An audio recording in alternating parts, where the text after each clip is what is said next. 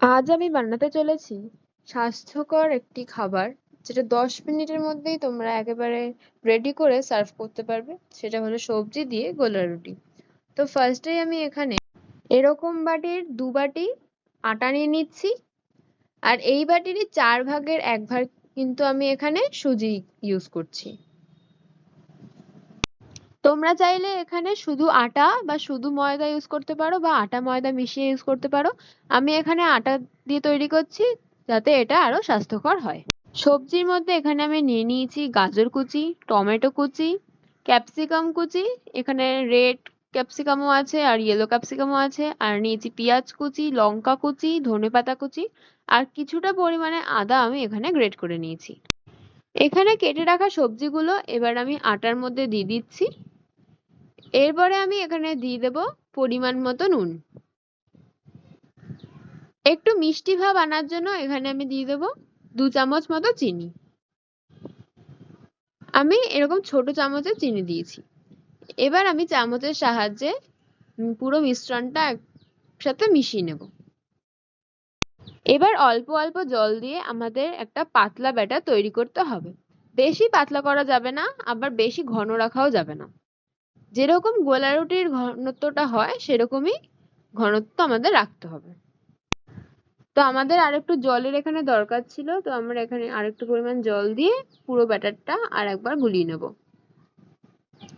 ব্যাটারের ঘনত্বটা দেখে আশা করি তোমরা বুঝতেই পারছো কিরকম পাতলা রাখতে হবে। তো আমাদের ব্যাটার বানানো কিন্তু একদম রেডি। এবার এটা কিছুক্ষণের জন্য ঢাকা দিয়ে রাখবো। A few minutes later. কিছুক্ষণ রাখা হয়ে গেছে, এবার আমি এখানে ঢাকনাটা তুলে নিচ্ছি। তুলে নিয়ে আরেকটু আমরা এখানে ব্যাটারটা গুলিয়ে নেব। দেখো কতটা পরিমাণে ঘনত্বটা এসছে, তোমরা ঠিক এই ঘনত্বটাই রাখবে। তো এবার আমি একটা ফ্রাই প্যানের মধ্যে অল্প রিফাইন্ড অয়েল গরম করে নিচ্ছি। তোমরা চাইলে এখানে বাটারও ইউজ করতে পারো। তেলটা গরম হয়ে গেলে এবার আমি এর মধ্যে 2 হাতা মতো ব্যাটার দিয়ে দিচ্ছি। আর ব্যাটারটাকে কিন্তু আমাদের গোল গোল করে একটু ছড়িয়ে দিতে হবে। সেম গোলা রুটির মতনই জিনিসটা করতে হবে।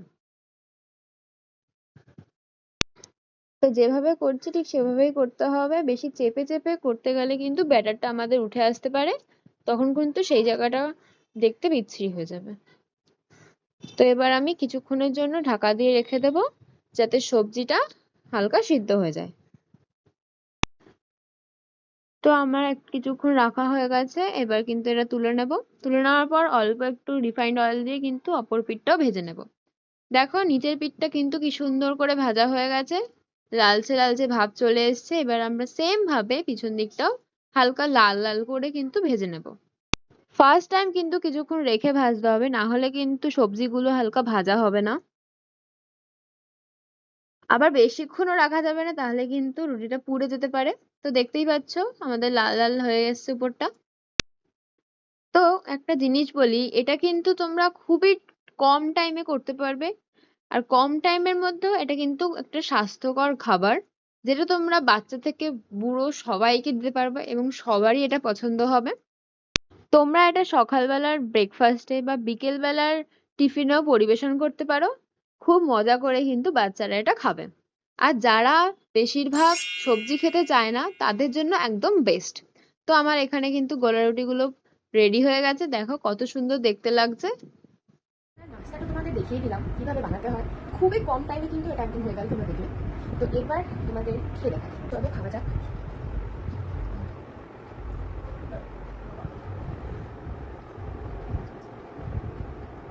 খুব সফট হয়েছে, মচমচে, প্লাস ভিতরে যে মানে সবজিগুলো ওগুলো খুব সুন্দরভাবে ভাজা হয়েছে।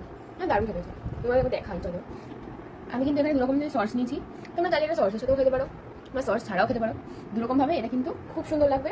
তোমরা অবশ্যই একবার ট্রাই করে দেখতে পারো।